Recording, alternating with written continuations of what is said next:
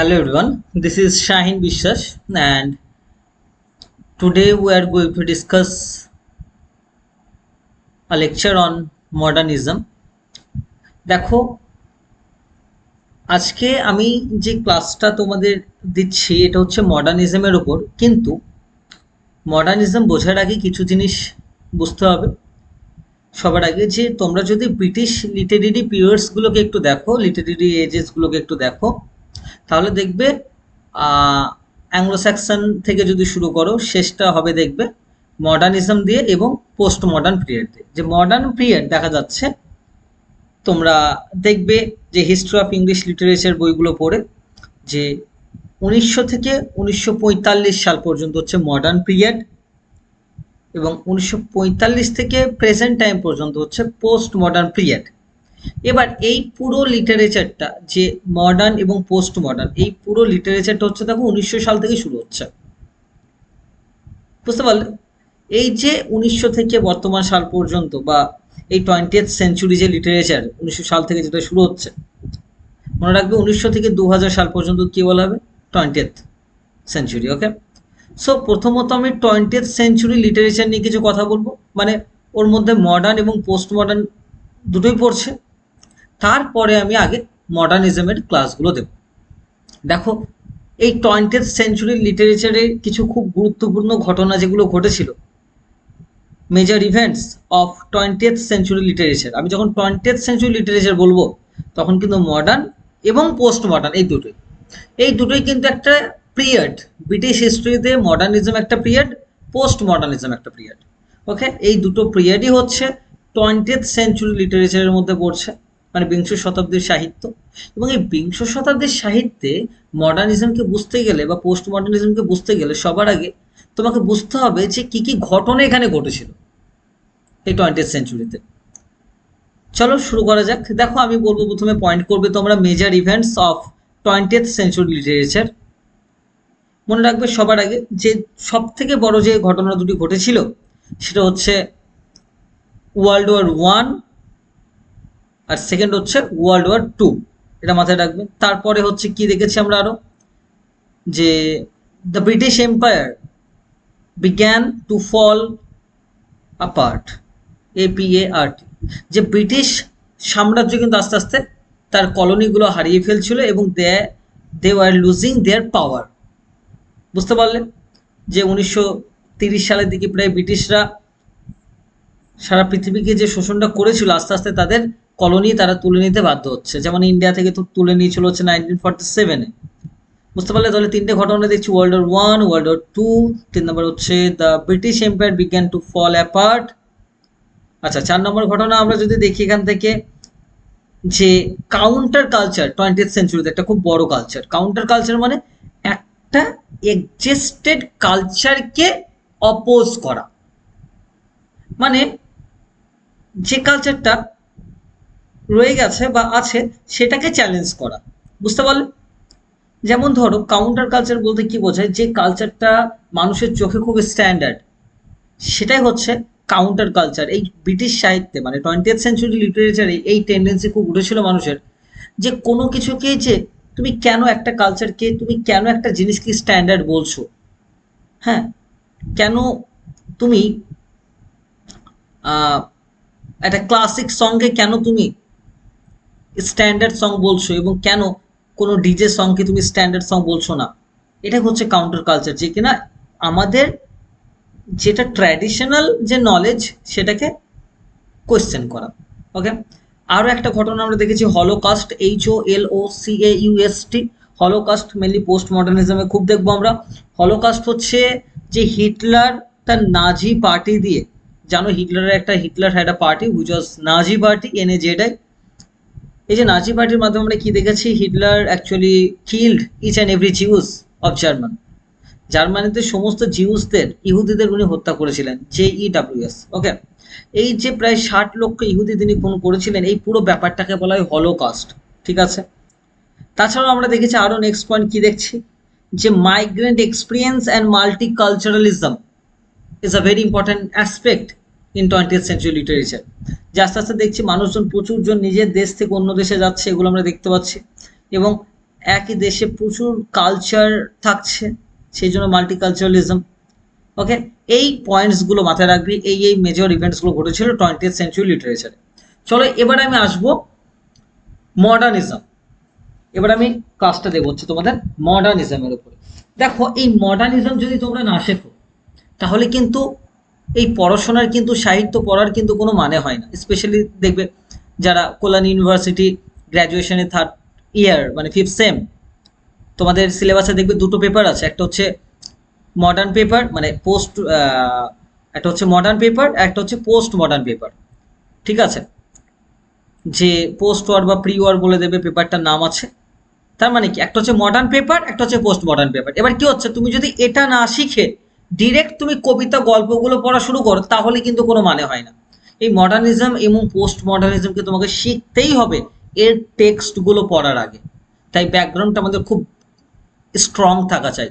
এবং মডার্নিজম তুমি যদি শিখতে পারো খুব ভালোভাবে তাহলে তুমি ইচ অ্যান্ড এভরি মডার্ন টেক্সটকে তুমি নিজেই ভাঙতে পারবে। ওকে, চলো তাই আজকে আমি যেটা শুরু করব মডার্নিজম। ওকে, আমি মডার্নিজমের ক্লাস দিয়ে দেবো, তারপরে আমি আবার পোস্ট মডার্নিজমও তোমাদের শেখাবো। ওকে, চলো এই মডার্নিজম এর ব্যাপারটা কি দেখো, যে 1900 থেকে 1945 সাল পর্যন্ত সময়কালটাকে বলা হয় মডার্ন পিরিয়ড বা মডার্নিজম, মানে ব্রিটিশ হিস্ট্রিতে। ওকে, ব্রিটিশ লিটারেরি হিস্ট্রিতে। এবার ব্যাপারটা কি দেখো, যে এই 20th সেঞ্চুরিতে আমরা দেখছি না ইংল্যান্ডে, এই 20th সেঞ্চুরির ব্যাপারটা হচ্ছে কি দেখো, যে just wait, okay 1 minute, I am just giving my laptop on my charge.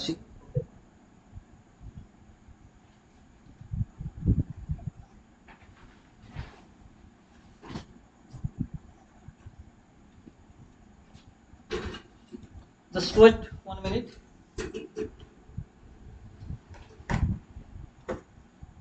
ওকে, দেখো তোমরা, যে আমি যেটা বলছি যে 20th সেঞ্চুরির লিটারেচারটা, তার মানে 20th সেঞ্চুরি মানে কিন্তু মডার্ন পিরিয়ড এবং পোস্ট মডার্ন পিরিয়ড দুটোই বোঝাচ্ছে, এটা মাথায় রাখবে।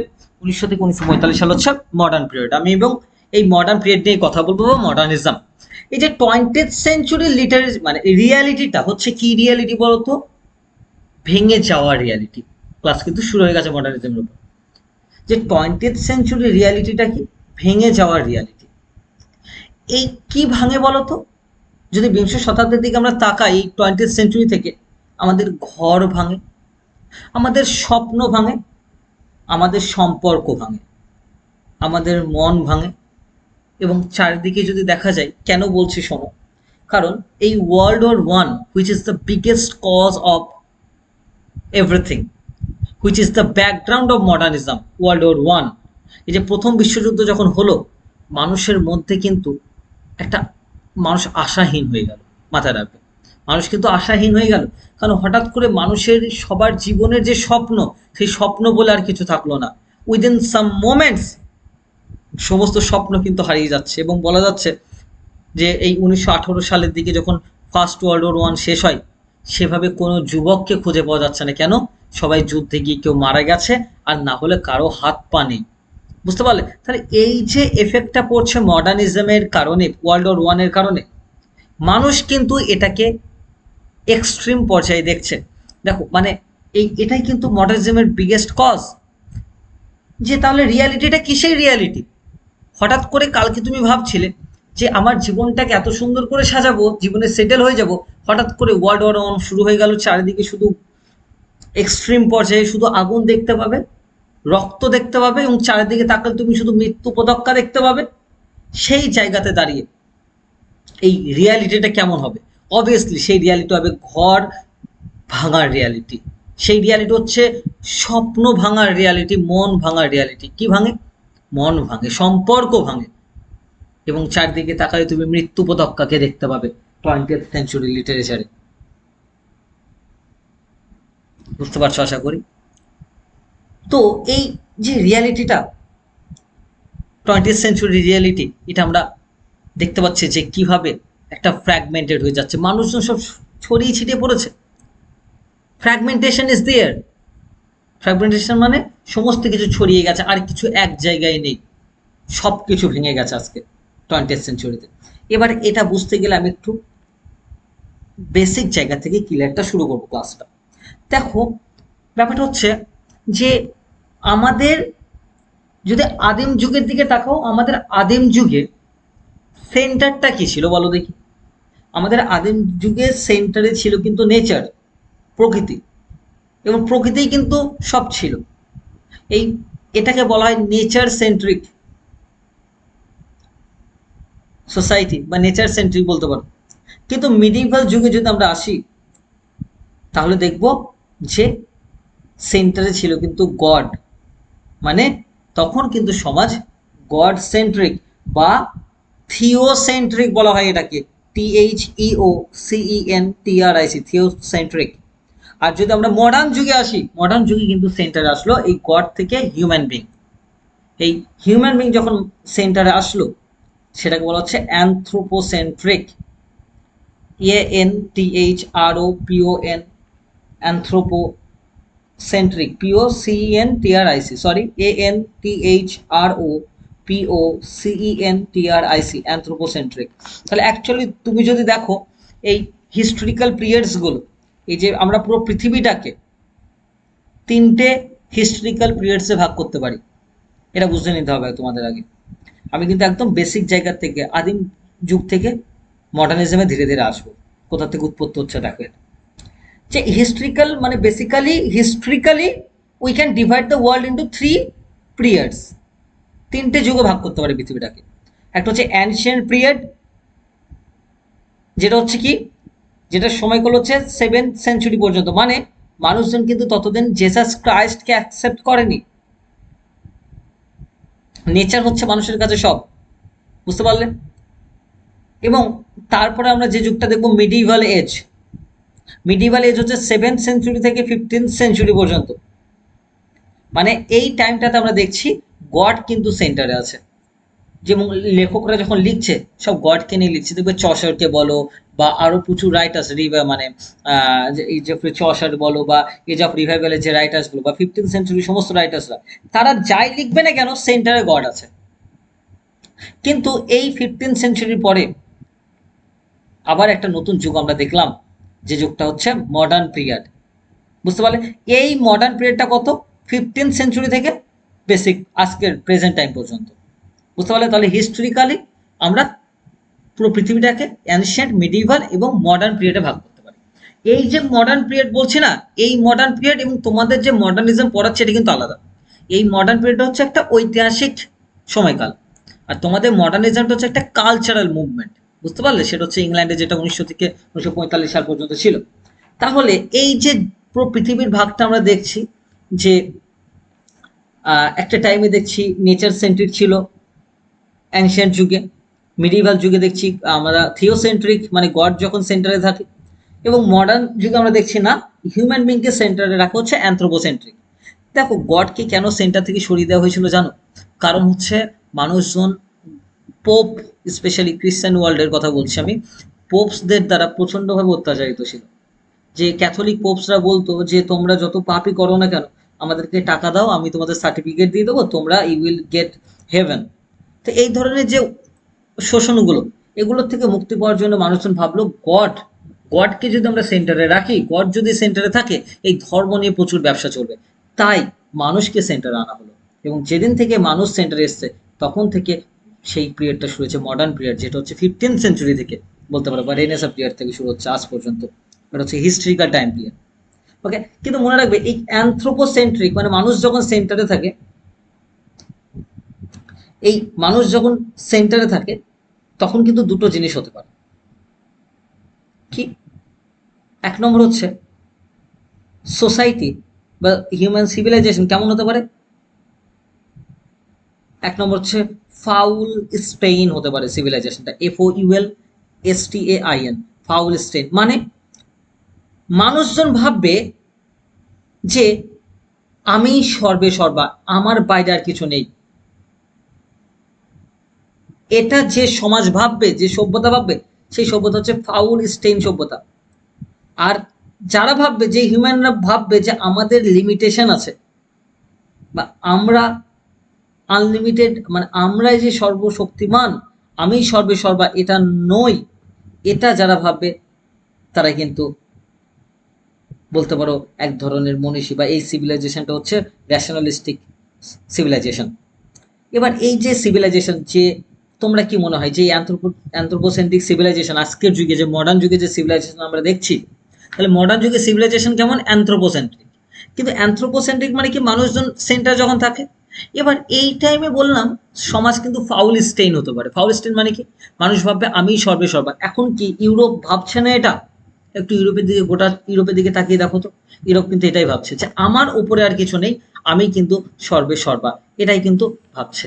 এবং একটা জিনিস যদি তোমরা দেখো, এই যে 20th সেঞ্চুরি যে রিয়ালিটির কথা আমি বলছি বারবার করে, এই রিয়ালিটিটা কিভাবে এলো? এই ভাঙনটা যে এলো, বারবার আমি একটা ভাঙনের কথা বলছি, এই ভাঙনটা কিভাবে এলো?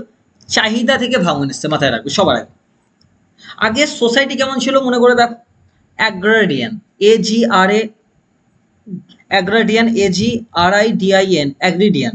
অ্যাগ্রিডিয়ান মানে কি? সমাজে মানুষজন চাষবাস করতো। কিন্তু এখন আর অ্যাগ্রিডিয়ান সোসাইটি নেই ইংল্যান্ডে।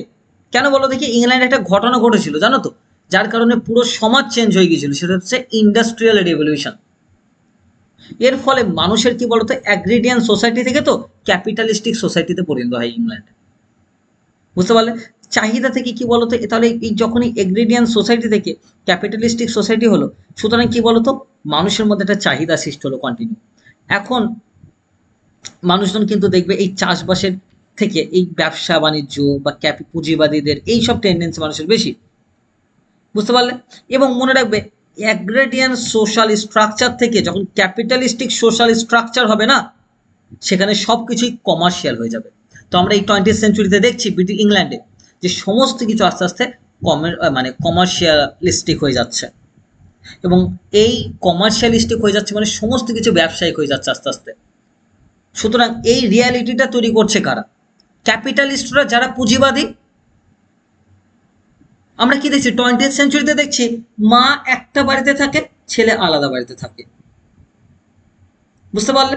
বা আবার আমরা কি দেখছি, মা একটা বাড়িতে থাকে, ছেলে হয়তো পাশের ঘরটাতে থাকে, মাকে কোনোদিন খোঁজ খবর রাখে না।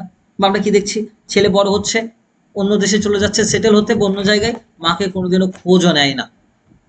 তাহলে এই যে সোসাইটির যে রিয়ালিটি, এইটাই হচ্ছে 20th সেঞ্চুরি, মানে 20th সেঞ্চুরির রিয়ালিটি বা মডার্নিজমের রিয়ালিটি, যেটা TS এলিয়ট তুলে ধরবে।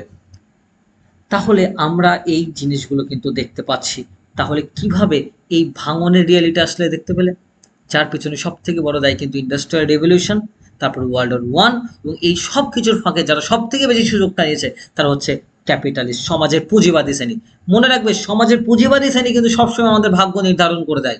তুমি কি পড়বে, তুমি কি কিনবে, তার সমস্ত কিছু ঠিক করে কিন্তু সমাজের পুঁজিবাদী শ্রেণী। দেখবে একটু ফ্লিপকার্ট মোবাইল ঘাঁটবে দেখবে, বা গুগল খুলবে, তোমার কিন্তু অজান্তেই তুমি যে শাড়িটা পছন্দ করো, তুমি যে মোবাইলটা পছন্দ করো, বা মনে মনে ভাবছিলে একটা জিনিস সম্পর্কে, সেটা তোমার অটোমেটিক সামনে চলে এসছে, গুগল তোমাকে রিকমেন্ড করছে। কেন জানো? কারণ ক্যাপিটালিস্টরা জানে তুমি কি ভাবো। সমাজের পুঁজিবাদীরা, তারা আমাদের ভাগ্য নির্ধারণ করে, এবং বারবার একই জিনিস আমাদের চোখে আস্তে আস্তে আমরা কিন্তু সেটাকে অর্ডার দিয়ে ফেলি। বারবার করে দেখো না, এখন বাড়ি বাড়ি ফ্লিপকার্টে লোক যাচ্ছে কেন? তাহলে কতটা পরিমাণে শোষণটা করছে ক্যাপিটালিস্টরা। আমাদের হয়তো ওই জিনিসগুলোর প্রয়োজনও ছিল না, কিন্তু বারবার আমরা দেখছি মোবাইলে, এবং আমাদের মধ্যে চাহিদাটা সৃষ্টি হচ্ছে, মানে কনজিউমারিজম সৃষ্টি হচ্ছে। এইটাই তো ক্যাপিটালিস্টরা চায়। সুতরাং আস্তে আস্তে পুরো সমাজটা হয়ে গেল একটা কমার্শিয়ালিস্টিক, মানে যেখানে সব কিছু ব্যবসায়িক হয়ে গেছে। তাহলে আসল বলে কিছু আর নেই, অর্গ্যানিক বলে কিছু আর নেই, সব কিছু ইউটিলিটারিয়ান হয়ে গেছে। যে সম্পর্ক আসে মন থেকে, সেই সম্পর্ক হচ্ছে অর্গ্যানিক। আর যে সম্পর্ক একটা শর্তের উপর নির্ভর করে, সেটা হচ্ছে ইউটিলিটারিয়ান। তাহলে তোমরা আমাকে বলো, মডার্ন যুগের রিয়ালিটি কি? অর্গ্যানিক, মানে মডার্ন যুগের যে সম্পর্কগুলো, সেগুলো হচ্ছে অর্গ্যানিক রিলেশনশিপ আর ইউটিলিটারিয়ান রিলেশনশিপ। অবভিয়াসলি ইউটিলিটারিয়ান রিলেশনশিপ, কারণ আজকাল সেই সিনটা নেই। বুঝতে পারলে? সুতরাং এই হচ্ছে, আমরা একটু ব্যাকগ্রাউন্ড দেখলাম। এবার আমাদের আরো প্রচুর কিছু জানার আছে। যে হিস্ট্রিক্যাল পিরিয়ডসগুলো আমরা দেখলাম পরপর কিভাবে 3টে যে ভাগ করা হচ্ছে, এবং আস্তে আস্তে আমরা দেখছি মডার্ন পিরিয়ডে, মানে অ্যানশিয়েন্ট পিরিয়ড, মিডিয়েভাল পিরিয়ড এবং মডার্ন পিরিয়ডে আস্তে আস্তে কিভাবে ইন্ডাস্ট্রিয়াল রিভলিউশন এসে সমাজের বাস্তবটাকে চেঞ্জ করে দিল। অ্যাগ্রেডিয়ান সোসাইটি থেকে ক্যাপিটালিস্টিক সোসাইটিতে পরিণত হলো। এতদূর আশা করছি বুঝতে পেরেছ। বুঝতে পারলে? এতটুকু কোনো প্রবলেম নেই তো? দেখবে কোনো কোয়েশ্চেন্স থাকলে ইউ ক্যান আস্ক মি। এবার আমি যে পয়েন্টটা নিয়ে কথা বলবো, যে এই এন্টার হিস্টোরিক্যাল পিরিয়ডসে যে আমরা এই এতদিনকারের যে অ্যানশিয়েন্ট বলো, মিডিভাল বলো বা মডার্ন যে হিস্ট্রিক্যাল পিরিয়ডসগুলো দেখলাম, এর মধ্যে কিন্তু আমরা চারটে মুভমেন্টস পাচ্ছি। কি কি জানো তোমরা? চারটে লিটারেরি মুভমেন্টস পাচ্ছি। ইন মানে in this historical movements we get 4 major literary movements, 4 or 5। কি কি? আমরা এই চারটে সাহিত্যের একটা মুভমেন্ট পাচ্ছি, জানো? প্রথম মুভমেন্ট হচ্ছে ক্লাসিসিজম, সেকেন্ড মুভমেন্ট হচ্ছে নিও ক্লাসিসিজম, থার্ড মুভমেন্ট হচ্ছে রোমান্টিসিজম, 4 হচ্ছে মডার্নিজম, এবং 5 নম্বর বলতে পারো পোস্ট মডার্নিজম। এই 5টা মুভমেন্ট কিন্তু আমরা এন্টায়ার হিস্ট্রিক্যাল পিরিয়ডসের মধ্যে পাচ্ছি। লিটারেরি মুভমেন্ট কিন্তু মাথায় রাখবে, সাহিত্যের মুভমেন্ট। বুঝতে পারলে? এবার মনে রাখবে একটা জিনিস, যে এই চারটে জিনিসকে কিন্তু আমাদের খুব ভালো করে বুঝতে হবে মডার্নিজমকে বুঝতে গেলে। বুঝতে পারলে? দেখো, আমাদের ক্লাসিসিজম, যেটাকে আমি বলছি প্রথম থেকে, যে ক্লাসিসিজম তোমাদের ফার্স্ট সেমে ছিল, খুব ভালো করে শেখা দরকার। আমি একটু বলে দিচ্ছি, দেখে নাও। যে দেখো, ক্লাসিক্যাল যুগে মানে আমি কি করছি বুঝতে পারছো? হিস্ট্রিক্যাল পিরিয়ডস থেকে এবার আমি আস্তে আস্তে লিটারেরি পিরিয়ডসে আসছি। দেখো, এই ক্লাসিসিজমের ব্যাপারটা বুঝতে হবে। যে ক্লাসিসিজম কি একটু ছোট্ট করে বলে দিই, তারপর আমি আসছি। ক্লাসিসিজম মানে জানো তো, যে গ্রিকে এবং রোমে যে লেখাগুলো লেখা হতো সেটাকে বলা হয় ক্লাসিসিজম। এবং ক্লাসিসিজম মনে রাখার কিছু রুলস বলে রাখছি, মনে রাখবে। হিকোয়া, ইউনিটিম, রোড্যাপ আর ডেকোরাম, এই তিনটে সূত্র মনে রাখবে। হিকোয়া ইউনিটিম, HIQUA, হিকোয়া ইউনিটিম, UNITIM, হিকোয়া ইউনিটিম মানে হাই কোয়ালিটি, ইউনিভার্সালিটি আর টাইমলেসনেস। ঠিক আছে, তাহলে তিনটে বৈশিষ্ট্য পেলাম। আর রোড্যাপ, রোড্যাপ বলতে আর দি হচ্ছে রিয়ালিস্টিক, ও দি হচ্ছে অবজেক্টিভ, ডি দি হচ্ছে ডাইডাক্টিক, অ্যান্ড পি দি হচ্ছে পারপাস। তাহলে কি দেখলাম?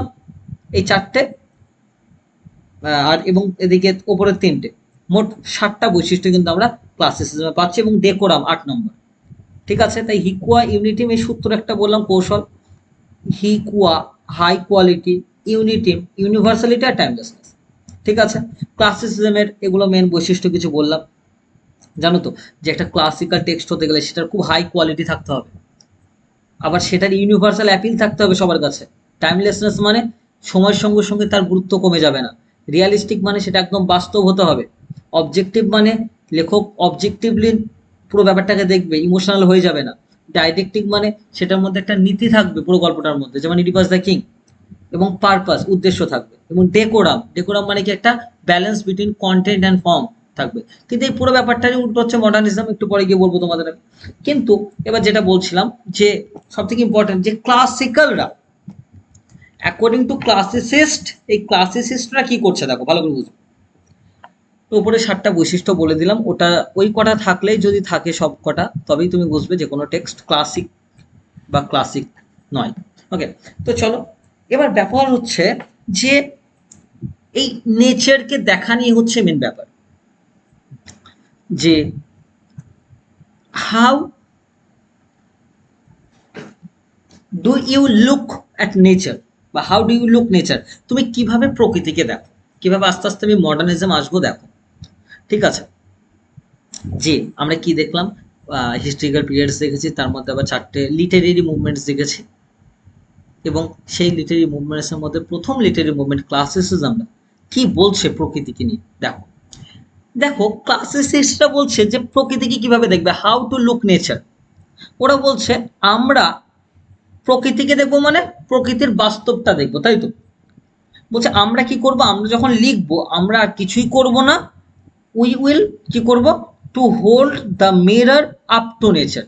মানে ক্লাসিসিস্টরা কিন্তু প্রকৃতিতে যা দেখবে সেটাই হচ্ছে লিখবে, এইটাই হচ্ছে ক্লাসিসিস্টরা। মানে এখানে নেচার বলতে এমনি প্রকৃতি তো বটেই, সাথে সাথে বাস্তবের কথাও বলছে, যে to hold the mirror up to nature, প্রকৃতিতে বা বাস্তবে যা দেখবে সেটাই লিখবে। মানে এখানে পোয়েটের রোলটা কিন্তু খুব মিনিমাম। কেন বলো তো?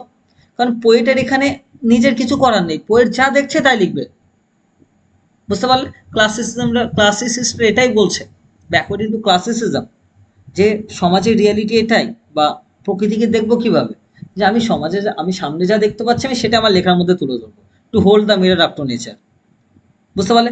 কিন্তু তাহলে কি হচ্ছে, দেখা যাচ্ছে তুমি 20 বছর ধরে পড়াশোনা করলে এবং তুমি মনে করলে একটা ট্র্যাজেডি লিখবে মন থেকে, তুমি কি লিখতে পারবে? একদমই নয়। তোমাকে কি করতে হবে? তোমাকে সেই অ্যারিস্টটলের পোয়েটিক্স বইটা বার করতে হবে, উনি যা সূত্র দিয়েছেন তাই দিয়ে তোমাকে লিখতে হবে। তাহলে কি, তুমি শুধুমাত্র মিররটা ধরছো, তোমার শিক্ষাটাকে সামনে ধরছো, এবং যা আছে তুমি সেইভাবেই সেই স্ট্রাকচারে লিখছো, মন থেকে কিন্তু তুমি লিখতে পারবে না। বুঝতে পারলে? মানে তুমি যা দেখছো ওই সেই সূত্রগুলো দিয়ে বিচার করে তোমাকে ট্র্যাজেডিটা লিখতে হবে, মানে তোমার নিজস্ব ফিলিংস বলে কিন্তু এখানে কিছু নেই। এইটাই হচ্ছে ক্লাসিসিস্টরা বলছে। তাহলে এইটা যদি ক্লাসিসিস্টদের ওপিনিয়ন হয়, ঠিক এর বিপরীত ওপিনিয়ন দেবো হচ্ছে রোমান্টিক্সরা। কেন জানো? রোমান্টিক্সরা বলবে ঠিক এই নোশনটার বিরুদ্ধে করলো রোমান্টিক্সরা। রোমান্টিক্সরা বলছে যে পোয়েটসের রোলটা যে মিনিমাম, এটা আমরা মানবো না। কেন? কারণ রোমান্টিক্সরা বলছে আ পোয়েট ক্যান ওয়াক, মানে where a sun can not walk, মানে কি, যে walk even a sun can not see, a poet can see. মানে সূর্য যেটা দেখতে পাবে না, একজন কবি সেটা দেখতে পাবে। রোমান্টিক্সরা এটাই বলছে। রোমান্টিক্সটা কিন্তু আমার মডার্নিজম, এই ক্লাসিসিজমের পুরো বিরুদ্ধ। ক্লাসিসিস্টরা বলছে যে আমরা সামনে যা দেখবো সেটাকে আমরা তুলে ধরবো, ঠিক আছে, এবং আমরা রুলসের উপর নির্ভর করে কাজ করবো। কিন্তু রোমান্টিক্সরা বলছে তা নয়, আমরা যদি শুধুমাত্র যা আছে সামনে অ্যাজ ইট ইজ যদি আমরা তুলে দিই, তাহলে কি বলতো, পোয়েটের রোলটা খুব মিনিমাম হয়ে যাবে। পোয়েট নিজে থেকে তো আর কিছু লিখতে পারছে না, যা দেখছে তাই লিখছে। এটা আমরা মানবো না। তাই এইটার বিরুদ্ধে করলো, যে সূর্য যা দেখতে পাবে না একজন পোয়েট তা দেখতে পাবে। তার মানে রোমান্টিসিজমে কিন্তু ফ্রম মিনিমাম টু ম্যাক্সিমাম এই রোলটা হয়ে দাঁড়ালো কার? পোয়েটের। একজন কবির রোলটা কিন্তু মিনিমাম থেকে ম্যাক্সিমাম হয়ে দাঁড়ালো। এটা কারা প্রমাণ করলো? ওই যে উইলিয়াম ব্লেক, ওয়ার্ডসওয়ার্থ, কোলরিজ, এরা তো এটাই প্রমাণ করলো যে পোয়েটের রোল কিন্তু মিনিমাম থাকবে না। এই মিনিমাম থেকে যে ম্যাক্সিমাম একজন পোয়েটের রোল, এটাকেই তো রোমান্টিসিজম বলে, এক্সপ্রেসিভ থিওরি অফ আর্ট। মনে রাখবে এটাকে, ঠিক আছে? নিজেকে সবকিছু এক্সপ্রেস করছে রোমান্টিক্সরা, মনে থাকবে তো? এই যে 200 বছর ধরে ক্লাসিসিজমরা তাদের যে রাজত্ব করলো, এত বছর, এই সরি 200 বলছি, 2000 বছর ধরে, প্রায় 1800 সাল পর্যন্ত, এত বছর কোনো লিটারেরি মুভমেন্ট রাজত্ব করতে পারেনি। বুঝতে পারলে? মনে রাখবে ক্লাসিসিজমের এই এত বড় নোশনকে মাত্র 10 থেকে 12 পাতার একটা টেক্সট, যেটা হচ্ছে প্রিফেস টু দ্য লিরিক্যাল ব্যালাডস, এটাকে ভেঙে দিচ্ছে। তাহলে দেখো, ক্লাসিসিস্টরা যেটাকে সত্য বলে মানছিল, রোমান্টিক্সরা কিন্তু সেটাকে সত্য বলে মানছে না। ক্লাসিসিস্টরা একরকম ভাবে বাস্তবটাকে দেখছিল এবং সেটাকে লিখছিল, রোমান্টিক্সরা কিন্তু সেরকম নয়। রোমান্টিক্সরা বলছে পোয়েটসদের নিজস্ব গুরুত্ব থাকবে প্রচুর পরিমাণে, পোয়েটসরা যা ভাববে তাই লিখবে, অত রুলসের মধ্যে থাকবো না। কিন্তু ক্লাসিসিস্টরা বলছে যে আমরা মিরারটা, আয়নাটা জাস্ট নেচারে ধরবো, যা দেখবো তাই লিখবো। কিন্তু রোমান্টিক্সের বিরুদ্ধে। এবং এই যে ক্লাসিসিস্ট যে 1800 সাল পর্যন্ত রাজত্ব করলো, এটা মাত্র ভেঙে দিল 8 থেকে 10 পাতার একটা text, preface to the lyrical ব্যালাডস, এই উইলিয়াম ওয়ার্ডসওয়ার্থ। মনে রাখবে এটা, উইলিয়াম ওয়ার্ডসওয়ার্থ কিন্তু এই আইডিয়াটাকে পুরো ভেঙে দিল। বুঝতে পারলে? এটা কিন্তু মাথায় আমাদের রাখতে হবে। এইবার আমাদের সব থেকে বড় কথাটা শোনো, যে এই তোমরা নিশ্চয়ই জানো যে আমি একটু আগে বললাম যে ক্লাসিসিজমের কথাটা বললাম, ক্লাসিসিজমের পরেই আরেকটা মুভমেন্ট ছিল বললাম, নিও ক্লাসিসিজম। দেখো, তারপর আসছে রোমান্টিসিজম, তারপর মডার্নিজম। এবার দেখো, নিও ক্লাসিসিজম আর কিছুই নয়। ব্রিটিশ হিস্ট্রিতে আমরা দেখছি কি, যে ইংল্যান্ডের নিও ক্লাসিক্যাল বলে একটা যুগ আছে, যে যুগটা কি ওই গ্রিক এবং রোমের ক্লাসিক্যাল পিরিয়ডটাকে পুরোপুরি কপি করবে। বুঝতে পারলে? নিও ক্লাসিক্যাল পিরিয়ডরা মানে ওই রিবার্থ অফ ক্লাসিসিজমকে বলা হয় নিও ক্লাসিসিজম, মানে নতুন করে ক্লাসিসিজম জন্ম নেবে। এবার কিন্তু আমরা দেখছি ক্লাসিক্যাল যুগের যত টেক্সট আছে, একটা টেক্সটেও কিন্তু তুমি রোমান্টিক কোনো এলিমেন্টস খুঁজে পাবে না। কিন্তু নিও ক্লাসিক্যাল পিরিয়ডে তুমি চাইতে না চাইতেই অনেক রোমান্টিক এলিমেন্টস তুমি দেখতে পাবে। যেমন রেপ অফ দ্য লকে তুমি যদি ভালো করে লক্ষ্য করো, তাহলে তুমি দেখবে ওখানে পোপ কিন্তু বেলিন্ডার একটু প্রেমে পড়ে যাচ্ছে। কিন্তু ক্লাসিক্যাল কোনো টেক্সটে তুমি এটা দেখতে পারবে না। এবার এই যে নিও ক্লাসিক্যাল যুগটা আস্তে আস্তে আসছে না ইংল্যান্ডে, এই যুগটাতে কি হচ্ছে, ওই যে 1700 সাল থেকে 1800 সাল পর্যন্ত, বা 1660 থেকে 1798, এটাকেই তো নিউ ক্লাসিক্যাল যুগ বলা হয়।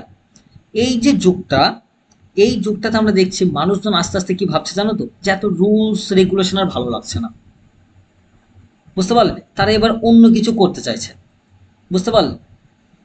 সুতরাং তারপরে আমরা দেখি ওই নিউ ক্লাসিক্যাল থেকে সরে এসে নতুন একটা যুগ, এগুলো যারা ভাবছে তারা হচ্ছে ওয়ার্ডসওয়ার্থ, এই এরা এসে রোমান্টিক যুগ তৈরি করছে। কিন্তু দেখছি নিউ ক্লাসিক্যাল যুগে আমরা আস্তে আস্তে দেখছি শেষের দিকে রোমান্টিসিজম আসছে, কিন্তু আমরা এখানে দেখছি নেচারের একটা ডাবল মিনিং তৈরি হচ্ছে। কি মিনিং তৈরি হচ্ছে, যে এক্সটার্নাল নেচার। এতদিন পর্যন্ত ক্লাসিক্যালরা কি বলছিল, ক্লাসিসিস্টরা কি বলছিল, ক্লাসিসিস্ট বলো নিউ ক্লাসিসিস্ট, বাইরের প্রকৃতিতে যা দেখছি, এক্সটার্নাল নেচার আমরা যা দেখছি তাই তুলে ধরবো, এখানে নিজের কোনো ব্যাপার নেই। কিন্তু কিন্তু মনে রাখবে রোমান্টিক্সরা এটারই বিরুদ্ধে করবে, কেননা কারণ only one kind of meaning তুমি পাচ্ছ এক্সটার্নাল নেচারের দিকে যদি তুমি তাকাও, তাহলে only one kind of meaning nature আমাদেরকে দিচ্ছে, এবং সেই নেচারকে অ্যাজ ইট ইজ তুমি কপি করে লিখছো, আর এটাকেই অ্যাজ ইট ইজ কপিকে তুমি যদি বলো রিয়ালিটি। এটাকেই তো বলছি ক্লাসিসিস্টরা, ক্লাসিসিস্টরা তো এটাই বলছিল, যে আমরা যা দেখছি আমরা মিররটা ধরবো এবং আমরা খাতাতে তুলবো। তাহলে কি ক্লাসিসিস্টদের মধ্যে রিয়ালিটি কোনটা, অ্যাজ ইট ইজ প্রেজেন্টেশনকে রিয়ালিটি বলছে। কিন্তু ঠিক এখানেই এসে রোমান্টিক্সরা তো একটু অন্যদিকে গেল, কারণ তারা বেশি ইমোশনের দিকে জোর দিচ্ছিল, বা কি এদের বিরুদ্ধে তো ছিলই। এবার আমি যে কথাটায় আসবো, যে অ্যাজ ইট ইজ প্রেজেন্টেশনের কথাটা, অ্যাজ ইট ইজ প্রেজেন্টেশন এর বিরুদ্ধে কিন্তু আস্তে আস্তে রোমান্টিক যুগ থেকেই শুরু হলো। তারপরে সব থেকে বেশি যখন এর আন্দোলনটা শুরু হলো, সেটা হচ্ছে আমরা দেখছি মডার্নিজম। কেন মডার্নিজমে ঠিক এই জায়গাতেই মডার্নিস্ট পোয়েটস লাইক টিএস এলিয়টরা এইখান থেকে প্রশ্নটা তুলছে, যে খুব ভাইটাল, শুনবে, এখান থেকেই মেন জায়গাতে আসবো আমি, যে অ্যাজ ইট ইজ প্রেজেন্টেশন আমরা যা করছি সেটাকে যদি আমরা রিয়ালিটি বলছি, এটাই হচ্ছে সাহিত্যের সব থেকে বড় ভুল। অ্যাজ ইট ইজ প্রেজেন্টেশন কখনোই রিয়ালিটি হয়ে আসবে না, হতে পারে না, বুঝতে পারলে। কেননা অ্যাজ ইট ইজ প্রেজেন্টেশন হয়ে যখন রিয়ালিটি আসছে, মানে রিয়ালিটি বলে মানছি, এর মধ্যে তো অনেকগুলো স্পেস আছে। ধরো তুমি যে জিনিসকে সামনাসামনি দেখছো সেটা কি বাস্তব, এটা হতে পারে, তার ভিতরে অনেকগুলো ঘটনা থাকতে পারে। তাহলে অ্যাজ ইট ইজ প্রেজেন্টেশনকে রিয়ালিটি ভাবা উচিতই নয়, এটা কোয়েশ্চেনটা তুলছে হচ্ছে টিএস এলিয়টরা, ঠিক আছে। এবার এই জিনিসটা, এই যে তুমি যা দেখছো এবং আসলেই কি সেটা রিয়েল, এটা কিন্তু নয়, এর মাঝখানে দেখা আর রিয়েল হওয়ার মাঝখানে কিছু স্পেস আছে। তাই টিএস এলিয়টরা গিয়ে বলবে যে presentation of reality is corruption, এটা হচ্ছে একটা দুর্নীতি। প্রেজেন্টেশন অফ রিয়ালিটি কখনোই রিয়ালিটি হতে পারে না, rather it is a corruption. Presentation of reality is a corruption, rather মনে রাখবে representation of reality is modern culture. মানে রিয়ালিটি কি তুমি যা দেখছো সেটা নয়, রাদার তুমি যেভাবে ব্যাখ্যা করছো সেটাই হচ্ছে। কারণ একটা জিনিসকে আমি যা দেখছি সেটা কি করে রিয়ালিটি হতে পারে, তার ভিতরে আরো অনেক ঘটনা থাকতে পারে, বুঝতে পারলে। তাই আমাদের রিপ্রেজেন্টেশন অফ রিয়ালিটিকে মানতে হবে। রিপ্রেজেন্টেশন আর প্রেজেন্টেশনের মধ্যে পার্থক্যটা কি, প্রেজেন্টেশন হচ্ছে তুমি যা দেখছো সেটাকেই মানছো, রিপ্রেজেন্টেশন মানে তুমি তোমার মতো করে দেখছো জিনিসটাকে, বুঝতে পারলে। আমার কাছে যে জিনিসটা ঠিক, ধর আমি বললাম এই লাল পেনটা ভালো, এবং আমি প্রেজেন্ট করলাম, লিখে দিলাম, কিন্তু এটা কি একদম ঠিক লাল পেনটাই ভালো, একদমই নয়। এটা তুমি যখন ব্যাখ্যা করবে, রিপ্রেজেন্ট করবে, তোমার মতো করে ব্যাখ্যা করবে যে না লাল পেন ভালো নয়, নীল পেনটা ভালো। আরেকজন ব্যাখ্যা করলো যে কালো পেনটা ভালো। তাহলে প্রেজেন্টেশন অফ রিয়ালিটি এর, এটা যে কারাপশন এটা বোঝা গেল, এবং রিপ্রেজেন্টেশন অফ রিয়ালিটি হচ্ছে মডার্ন কালচার, বুঝতে পারলে। এটাকে আমাদের কিন্তু বুঝতে হবে সবার আগে। তাহলে কি দেখছি, ফলে প্রেজেন্টেশন অফ রিয়ালিটিটা কারাপশন, প্রেজেন্টেশন অফ রিয়ালিটিকে কারাপশন বলছি, এবং রিপ্রেজেন্টেশন অফ রিয়ালিটিকে আমরা আসল কালচারটা বলছি। এই কালচারটা কিন্তু মাথায় রাখবে। এবার এই কালচার যখন আমরা বলছি না, কালচার কিন্তু খুব একটা ইম্পর্টেন্ট টার্ম। কালচার কি বলতো, কালচার কাকে বলে জানো গো, যে আমাদের সবার মতামতটাকে এক জায়গায় করলে কালচার হয়। Different expressions of life is called culture. কিন্তু কালচার কি মানে মানে এটা কি পার্মানেন্ট নাকি ডাইনামিক, কালচার কি চেঞ্জ হয় কি চেঞ্জ হয় না, মানুষের মনের ভাবনা আস্তে আস্তে চেঞ্জ হয় তো। তাহলে কালচারও কিন্তু আমরা দেখছি এক জায়গায় দাঁড়িয়ে থাকতে পারছে না। মানে কি মডার্নিজমে গিয়ে দেখবে তুমি সব কিছু না চেঞ্জ হতে হতে যাবে। তাহলে কি দেখছি আমরা, যে presentation of reality corruption, representation of reality হচ্ছে মডার্ন কালচার। তাহলে কি দেখছি, there is always a possibility of duality existing in reality. মডার্নিজমের সব থেকে বড় কথা এটা, মডার্নিজমের duality is there is a theme of duality within reality. বাস্তব যেটাকে ভাববে তার মধ্যে কিন্তু ডুয়ালিটি থাকবে, DUALITY, কোনো কিছুই একদম বাস্তব নয়, বুঝতে পারলে? তার মধ্যে একটা ডুয়ালিটি থাকবেই। ডুয়ালিটি উইদিন রিয়ালিটি মানে কি, যে তুমি যেটাকে সত্যি বলে মনে করছো সেটা কালকে তোমার কাছে সত্যি নাও হতে পারে। আরে 1914 সালের দিকে যারা ভাবছিল যে আমাদের এবার জীবন আমাদের সামনে গুছিয়ে নেব, কিন্তু কিছুক্ষণ পরেই দেখা যাচ্ছে তাদের জীবন সবার নষ্ট হয়ে যাচ্ছে এই একটা যুদ্ধের কারণে। তার ফলে কি, যেটা তারা এতদিন বাস্তব ভাবছিল আদৌ কি সেটা বাস্তব না, রাদার ডুয়ালিটি কিন্তু একটা থেকে গেল, একটা দ্বিধাবোধ থেকে গেল, বাস্তবের মধ্যে একটা কনফিউশন আসলো। তাই there is a theme of duality within reality. এবং যদি there is a theme of duality within reality হয়ে যায়, দেখো না, ডুয়ালিটি উইদিন রিয়ালিটি আরো ভালো করে নিজের জীবন দিয়েই বোঝো। তুমি যা এতদিন ভাবতে বা তুমি যা ভাবো অনেক সময় হয় না যে চেঞ্জ হয়ে গেছে। আমরা যা রিয়েল ভাবি সবসময় কিন্তু তা সত্যি নয়। তুমি যে মানুষটাকে ভেবেছিলে যে খুব ভালো মানুষ আমার জীবনের, কিন্তু সে রিয়েল নাও হতে পারে, বুঝতে পারলে? তুমি যে স্বপ্নটা দেখেছিলে সেই স্বপ্নটা তোমার সত্যি নাও হতে পারে, এটাও তো হয়েছে অনেকের।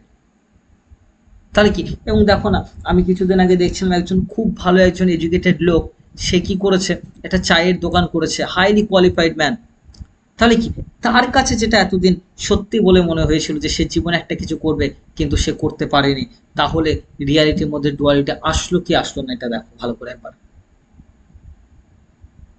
তাহলে রিয়ালিটির মধ্যে যদি ডুয়ালিটি আসে, তাহলে একটা জিনিস আমাকে বলো, রিয়ালিটি বলে কি আদৌ কিছু আছে? এটা মাথায় রাখতে হবে। রিয়ালিটি বলে কি আদৌ কিছু হয়? এরকম একটা টাফ কোয়েশ্চেন আমাদের সামনে কিন্তু আসবে, যে আদৌ রিয়ালিটি বলে কিছু এক্সিস্ট করে কিনা। এইটা কিন্তু আমাদের মডার্ন টাইমে ফেস করতে হবে। আরে তুমি যে জিনিসটাকে পুরো সত্যি বলছিলে, যাকে ভরসা করে তুমি এগিয়ে যাচ্ছ, সেই তোমার হাতটা ছেড়ে দিচ্ছে, তাহলে আদৌ রিয়ালিটি বলে কিছু হচ্ছে কিনা, আদৌ সত্যি বলে কিছু আছে কিনা। তাহলে রিয়ালিটির মধ্যে একটা ডুয়ালিটি দেখতে পাচ্ছি, কিন্তু এটাই হচ্ছে আসল কথা, বুঝতে পারলে? এই কোয়েশ্চেনটা কিন্তু খুব ইম্পর্টেন্ট, বুঝতে পারলে? যে রিয়ালিটির মধ্যে আমরা ডুয়ালিটিটা দেখতে পাচ্ছি, তাহলে আদৌ রিয়ালিটি বলে কি আছে, এটা কিন্তু খুব খুব ইম্পর্টেন্ট। এটা মাথায় রাখবে যে সত্যি হঠাৎ করে সব জিনিস চেঞ্জ হয়ে যাচ্ছে। এবং মডার্নিজম এসে আরেকটা জিনিসের কোয়েশ্চেন আমরা পাবো, জানো তো, যে রিয়ালিটি যে আদৌ আছে কিনা, এটা নিয়ে একটা কোয়েশ্চেন তো গেল, সাথে আরেকটা জিনিস, আদৌ ইন্টেলেকচুয়ালিটি বলে কিছু হয় কিনা, এটা নিয়ে তোমাদের আমি পরে একটা টাইমে ক্লাস দেবো, যাই হোক না কেন। তাহলে আমাদের মডার্নিজম এসে যত আমাদের আইডিয়া সমস্ত কিছু কিন্তু ভেঙে যাবে। তাহলে কি, বুঝতে পারলে? আমরা মডার্নিজম এসে দেখবো যে নেচার মানে হচ্ছে শুধুমাত্র বাইরের প্রকৃতি নয়, শুধুমাত্র এক্সটার্নাল নেচার নয়, rather nature means not only the external world but also hour internal world. আমাদের ভিতরের নেচারকেও বোঝানো হয়, এটা কিন্তু মাথায় রাখবে, যেটা কিন্তু খুবই কমপ্লেক্স, তাই নয় কি? বুঝতে পারলে? তাহলে নেচারই কিন্তু ডাবল মিনিং, কিন্তু যেটা বারবার বলছিলাম, যে এক্সটার্নাল যেটা তুমি দেখছো সেটাকে যে তুলে ধরে তুমি রিয়েল ভাবছো, একদমই নয়। তুমি একটা মানুষকে যেভাবে কথা বলতে দেখছো সেই মানুষটা যে সেরকমই হবে তা নয়, তার ইন্টারনাল নেচারটি কিন্তু আলাদা হতে পারে। তাহলে উপরে তার কথা বলা দেখে তুমি যা ভাবছো, আদৌ সেটা কি রিয়েল, আদৌ সেটা কি রিয়ালিটি, নাকি there is a theme of duality with reality, সেটা একবার ভেবে দেখো। টি.এস. এলিয়ট বলবেন একটা কবিতাতে, probably the rhapsody on a windy night, ওখানে গিয়ে বলবে যে মানুষজন রাতের বেলায় সকালবেলা হয় মুখোশটা পরে, এবং সারাদিন সিচুয়েশন অনুযায়ী যার সঙ্গে যেমনভাবে কথা বলা দরকার বলে, এবং তারপর আবার যখন রাতের বেলায় ঘুমাতে যায় মুখোশটা খুলে ঘুমিয়ে পড়ে, আবার সকালে মুখোশটা পরে। কেন? এই মুখোশ পরে যার সঙ্গে যেমন কথা বলা দরকার বলবে। এই সত্যগুলো না বুঝলে কিন্তু তোমার মডার্ন টেক্সট পড়া পুরো ব্যর্থ। এই মডার্নিজমটাকে বোঝো সবার আগে। তাহলে নেচারে মডার্নিজম এসে আমরা দেখছি এতদিন পর্যন্ত এক্সটার্নাল নেচারটাই মেন ছিল, কিন্তু মডার্নিজম এসে বলছে ইন্টারনাল নেচার, আমাদের ভিতরের যে একটা নেচার আছে আমাদের, এটা কিন্তু খুব ইম্পর্টেন্ট। তাহলে এইখানে কিন্তু নেচারের ডাবল মিনিং ক্রিয়েট হবে, যে একটা এক্সটার্নাল নেচার আর একটা ইন্টারনাল নেচার। এতদিন পর্যন্ত ক্লাসিক্যালরা বলো কি হচ্ছে, যে বাইরে যা দেখছে সেটাকেই লিখছে, রোমান্টিক্সে কি করছে, বাইরের যা দেখছে এবং নিজস্ব আইডিয়া কিছু মিস করছে অবভিয়াসলি, কিন্তু মডার্ন এসে বলবে এক্সটার্নাল নেচার এবং ইন্টারনাল নেচার এই দুটো জিনিসই কিন্তু খুব ভাইটালভাবে একই সঙ্গে আছে। তাই এখানেই একটা কমপ্লেক্সিটি ক্রিয়েট হয়। আগে জানতাম ঝর্ণা, প্রকৃতি, পাহাড়ই হচ্ছে অনলি নেচার, বুঝতে পারলে, কিন্তু এখন জানছি যে দেখতে জানলে যে সমৃদ্ধ আছে, না হলে নেই, কিন্তু এখন আমরা কি জানছি আমাদের ভিতরেও একটা নেচার আছে, এটা কিন্তু মাথায় রাখতে হবে। তাই এই যে দুটো নেচার ক্রিয়েট হলো আমাদের, একটা এক্সটার্নাল নেচার, একটা ইন্টারনাল নেচার। সুতরাং এই যে আমরা বাইরে যা দেখবো সেটাই যে সত্যি, এটা কিন্তু নয়। তাই এই there is a theme of duality within reality, বাস্তবের মধ্যে কিন্তু একটা ডুয়ালিটি থাকবেই থাকবে, এটা কিন্তু মনে রাখবে। তুমি তুমি অনেক সময় হয়তো ভাবো যে এই জিনিসটা করলে হবে, হয়তো এই হবে, কিন্তু আমাদের সেটা হয় না। তাহলে কি আমরা যেটাকে সত্যি ভাবছিলাম সেটা কিন্তু আমাদের মিথ্যা হয়ে গেল, বুঝতে পারলে। তাহলে এই যে স্বপ্নগুলো ভাঙবে, সত্যি যেটাকেই ভাববে সেটাই হচ্ছে আস্তে আস্তে ভেঙে যাচ্ছে, এই জায়গাটায় দাঁড়িয়ে টিএস এলিয়টরা লিখবে এটাই হচ্ছে মডার্ন যুগ, যখন সব কিছু ভেঙে গেছে, যখন আসল সত্যি বলে আর কিছু নেই, বুঝতে পারলে। কিছুদিন ইউ নো দ্যাট কিছু ঘটনা ঘটছে আশেপাশে, যে কত যন্ত্রণাদায়ক, যে তারা ভাবছে যে আর কিছু মাস পরে আমার নতুন জীবন গড়বে, কিন্তু হঠাৎ করে দেখা যাচ্ছে চোখের পলকে জীবন শেষ হয়ে যাচ্ছে। এই জায়গায় দাঁড়িয়ে কিন্তু মডার্নিজম তোমাকে শেখাবে, জীবনের আসল বাস্তবটা তোমাকে দেখাবে। মডার্নিজম মনে রাখবে, মডার্নিজম কিন্তু দুঃখ প্রকাশ করে, জানো তো, যে এই পৃথিবীতে যে সবকিছু ভেঙে গেছে, সবকিছু ছড়িয়ে গেছে, আর সম্পর্ক বলে আর কিছু নেই, আসল অর্গ্যানিক রিলেশন বলে কিছু নেই, আসল বলে কিছু নেই, এটা নিয়ে কিন্তু মডার্নিজম দুঃখ প্রকাশ করে। কিন্তু পোস্ট মডার্নিজম এটাকে সেলিব্রেট করে। পরে পোস্ট মডার্নিজম বোঝাবো, ঠিক আছে। পোস্ট মডার্নিজম গিয়ে তোমাকে বলবে তুমি আশা করেছিলে কেন, বুঝতে পারলে, ওটা পরের কথা, আমি পরে বলবো। তাহলে মডার্নিজম কি করছে, দেয়ার ইজ মানে মডার্নিজম একটা কি করবে, দুঃখ প্রকাশ করবে, বুঝতে পারলে। একটা দুঃখ কিন্তু আমরা মডার্নদের মধ্যে আমরা দেখতে পাবো, মডার্নিজমের মধ্যে। তাহলে কিভাবে আস্তে আস্তে আমরা দেখলাম যে কিভাবে ক্যাপিটালিস্ট সোসাইটিতে কি রিয়ালিটি তৈরি হলো, এবং আরো আজকে রিয়ালিটিতে এই ক্যাপিটালিস্টরাই তো এই রিয়ালিটি তৈরি করেছে। আমরা আরো কি দেখলাম, সব থেকে ক্লাসিক্যাল যুগ থেকে দেখছি ক্লাসিসিস্টদের কিভাবে তারা প্রকৃতিকে দেখতো, একটা রিয়ালিটি মানতো এবং সেই রিয়ালিটিকে তাদের লেখাতে তুলে ধরতো। 1800 সালে এসে দেখছে যে ওয়ার্ডসওয়ার্থরা কিভাবে এই জিনিসটার আইডিয়ার বিরুদ্ধে যাচ্ছে, এবং তারপর দেখছি মডার্নিস্টরা তো এক্সট্রিম ভাবেই যাচ্ছে। ইন্টারনাল নেচারের কথা রোমান্টিক্সরা বলা শুরু করেছিল, মডার্নিস্টরা আরো বেশি ভালোভাবে বলবে, এবং মডার্নিস্টরা সমাজের খুব যে রিয়ালিটিটাকে পুরো তুলে ধরবে, যে কোন পর্যায়ে আছে রিয়ালিটিটা। মানুষের যে আসল যে সম্পর্ক বলে আর কিছু নেই, কোনো কিছু বলে কিছু নেই, এটা তোমাদের কিন্তু দেখাবে। মডার্নিজমটা তোমাকে দেখাবে আলটিমেটলি আমরা পুরো শূন্যতে দাঁড়িয়ে আছি, এভরিথিং ইজ নিহিলিস্টিক, বুঝতে পারলে। এগুলো কিন্তু আমাদের বুঝতে হবে। এই হচ্ছে তোমাদের ডুয়ালিটি উইদিন রিয়ালিটি নিয়ে আমি বললাম। এবার আমি নেক্সট পয়েন্ট নিয়ে বলবো হচ্ছে হলমার্ক অফ মডার্নিজম। দেখো মডার্নিজম অলরেডি তোমরা বুঝতে পারছো যে মডার্নিজম কি জিনিসটা, আমি ডেফিনেশন ফিচার্স সব পরে বলবো, আগে জিনিসটাকে গল্পের মতো বোঝাচ্ছে। দেখো মডার্নিজম একটা জিনিস তো বুঝে গেছো, যে আসল বলে আর কিছু নেই। এতদিন যে যে আইডিয়া তুমি নিয়ে বিশ্বাস করছিলে, পুরো আইডিয়াটাকেই মডার্নিজম ভেঙে দেবে। তাই মডার্নিজম একটা হলমার্ক আছে, হলমার্ক মানে যে জিনিসটাকে দেখে তুমি মডার্নিজম শিখবে। কি জানো তো, যে all that is solid melts into air, MELTS, যা কিছু সলিড হয়ে আছে সব কিছু বাতাসে মিশে যাবে, এটাই হচ্ছে, this is the hallmark of modernism. মানে এতদিন যা সলিড বলে মানছিলে, মডার্নিজে সেটাই বাতাসে মিশে যাবে, সলিড বলে আর কিছু নেই। যেটাকে তুমি কনক্রিট ভাবছিলে, বুঝতে পারলে, সেটা বলে আর কিছু নেই। আজকে দেখো না, একটা ছেলে তার ফ্যামিলি বা তার ফ্যামিলিরা কত সাপোর্ট করছে একটা ছেলেকে বড় করার জন্য বা একটা মেয়েকে বড় করার জন্য। দেখো না কত ছেলে আছে যারা তার বাবা মাকে আর দেখে না কোনোদিন বড় হওয়ার পরে। তাহলে এই যে এতদিন পর্যন্ত বাবা মারা যে ভেবেছিল এই ছেলেটা একদিন আমাদের বড় হবে এবং আমাদের দেখবে, সেটা কিন্তু আর সত্যি হয়ে ওঠে না। তাহলে ওই বাবা মার কাছে কিন্তু ওই সত্যটা, ওই রিয়ালিটিটা কিন্তু ডুয়ালিটিতে পরিণত হলো, রিয়ালিটির মধ্যে একটা ডুয়ালিটি আসলো, বুঝতে পারলে। এই হচ্ছে ব্যাপার। সেই জন্য দেখবে নচিকেতার এই নিয়ে একটা গানও আছে, মডার্ন যুগের নচিকেতার গানগুলো খুব ইম্পর্ট্যান্ট। তাহলে তুমি মডার্নিজম বুঝতে পারবে, যে ছেলে আমার মস্ত বড় অফিসার হবে, এরকম কিছু একটা গান আছে, বুঝতে পারলে? আর বৃদ্ধাশ্রম গানটা শুনবে, তুমি মডার্নিজমের রিয়ালিটি বুঝতে পারবে। বুঝতে পারলে যে আহ, ছোটখাটো আসবাবপত্রেরও জায়গা আছে, বাট একজন মায়ের জায়গা নেই, তিনি এখন বৃদ্ধাশ্রমে। আমার ঠিকানা তাই বৃদ্ধাশ্রম। বুঝতে পারলে? তো এই জায়গাগুলো দাঁড়িয়ে সবকিছু যখন ভেঙে যাচ্ছে, এটাই হচ্ছে মডার্নিজম।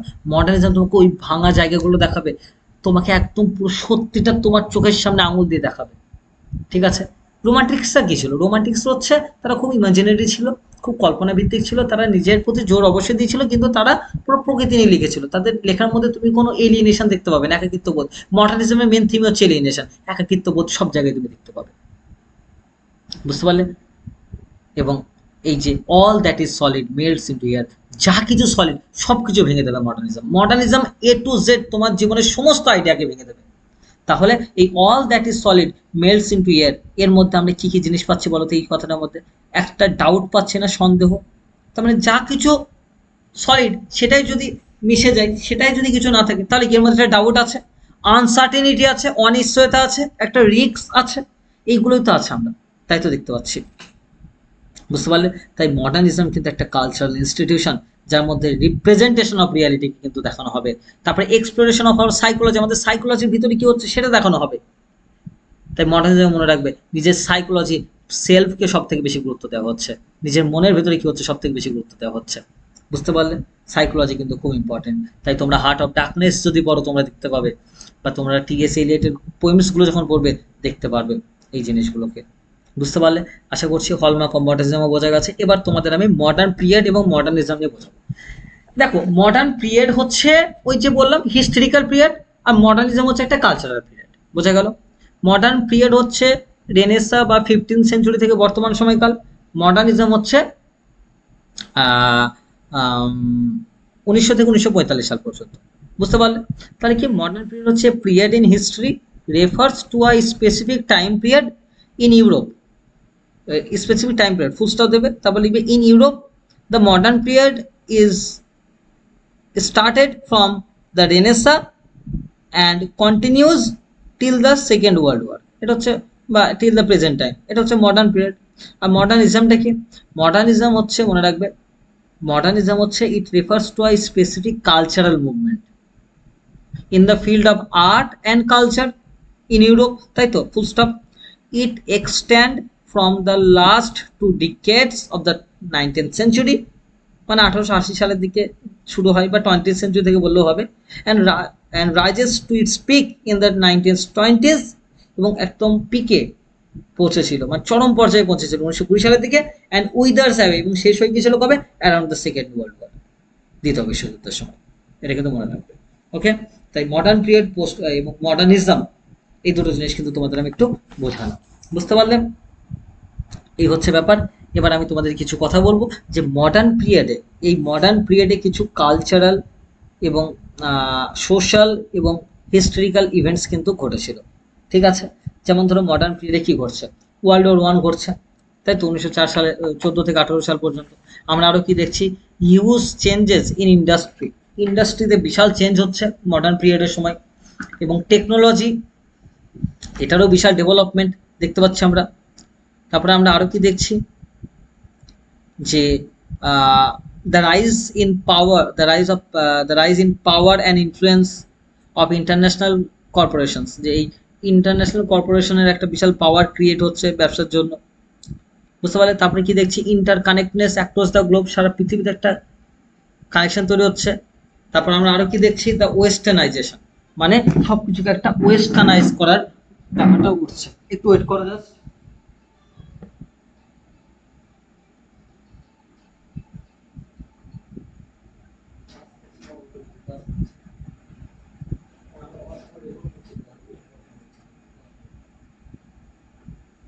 ওকে, তাহলে হ্যাঁ, তোমাদের কি বলছিলাম যেন ক্লাসে? যে ইয়াস, যে ওয়েস্টার্নাইজেশন, সবকিছুর একটা ওয়েস্টার্নাইজেশন কিন্তু আমরা দেখতে পাচ্ছি। সবকিছুকে একটা ওয়েস্টার্নাইজড করা, সারা পৃথিবীকে নিজের কন্ট্রোলে আনার আমরা দেখতে পাচ্ছি। যাই হোক না কেন, এটা হচ্ছে মডার্ন পিরিয়ড, মডার্নিজম। আচ্ছা আচ্ছা, আর মনে রাখবে মডার্ন পিরিয়ডটাকে আমরা কি বলি বলো তো? সংক্ষেপে মডার্নিটি বলি। আর বলতে পারো, আর মডার্নিজমকে আমরা মডার্নিস্ট বলতে পারি, মডার্নিজমের অ্যাডজেক্টিভ হচ্ছে মডার্নিস্ট, ঠিক আছে। তাছাড়া মনে রাখবে যে টিএস এলিয়ট বলো বা মডার্ন যুগে যে কোনো কবিকে তাদের মডার্নিস্ট বলা হবে, ঠিক আছে। এই হচ্ছে ব্যাপার।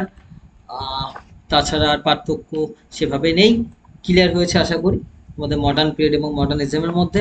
চলো এবার আমি নেক্সট বলবো হচ্ছে তোমাদের কালচারাল মডার্নিজম নিয়ে।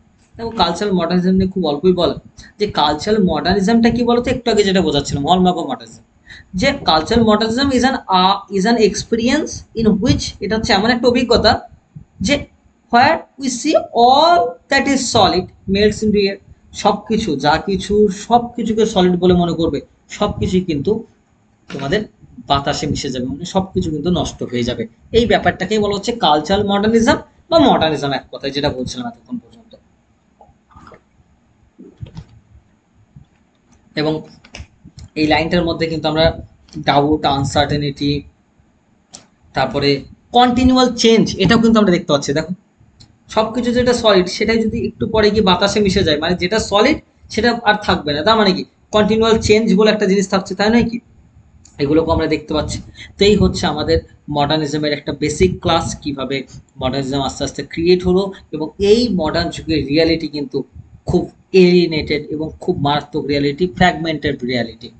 এখানে আমরা কি দেখতে পাই, এলিয়েনেশন, একাকিত্ববোধ, ফ্র্যাগমেন্টেশন মানে সবকিছু ছড়িয়ে ছিটিয়ে আছে, এগুলো আমরা দেখতে পাই। বুঝতে পারলে তো? এই জিনিসগুলোই হচ্ছে মডার্নিজমের মেন মেন কিছু কথা বললাম তোমাদের লেকচার ওয়ানে।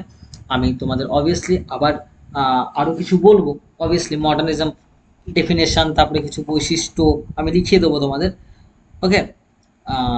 তবে আর একটা কথা বলে আমি শেষ করব, যে ক্লাসটা, যে টিএস এলিয়ট একটা কথা বলেছিলেন, দেখো বলছে the nature of modern civilization is very complex, যে মডার্ন সভ্যতাই হচ্ছে প্রচণ্ড কঠিন, তাই each and every readers must have a complex construction of mind with having doubt, risks, uncertainty, ambiguities and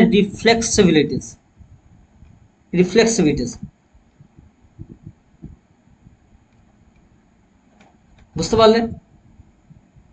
তাহলে কি, কেন এই সব কিছুকে, এই সব কিছু মিলে কিন্তু একটা মডার্ন টেক্সট, সুতরাং কেন, দেখো মডার্ন সিভিলাইজেশনটাই তো খুব কঠিন, সেই জন্য একজন রিডারের মাইন্ডসেটটাও খুব কঠিন হতে হবে, তবেই মডার্ন টেক্সট বুঝতে পারবে। সেই জন্য টিএস এলিয়টকে পড়া কিন্তু বেশ জটিল। কেন? তোমার সিভিলাইজেশনকে বুঝতে হবে সবার আগে, কারণ সিভিলাইজেশনে যদি না বোঝো তোমার মাইন্ডটাও তুমি ক্রিয়েট করতে পারবে না, সুতরাং টিএস এলিয়ট বা আদার্স টেক্সটকেও তুমি বুঝতে পারবে না। বুঝতে পারলে? তাই মানব সভ্যতাই জটিল হয়ে গেছে, তাই পাঠককে কিন্তু জটিল হতে হবে, এটা টিএস এলিয়ট কিন্তু বলেই গেছে, যে প্রত্যেক রিডার্সদের কিন্তু প্রচন্ড জটিল হতে হবে। কেন? মানব সভ্যতা আজকের যুগে প্রচন্ড কমপ্লেক্স, এই জায়গাটা কিন্তু আমাদের মাথায় রাখতে হবে। বুঝতে পারলে? তাই টিএস এলিয়ট হচ্ছে বলতে পারো ম্যানিফেস্টেশন অফ মডার্নিজম, মডার্নিজমের একদম গডফাদার বলতে পারো, ওনাকে দিয়ে সবকিছু শুরু হচ্ছে। আমি তোমার এটাই বলার।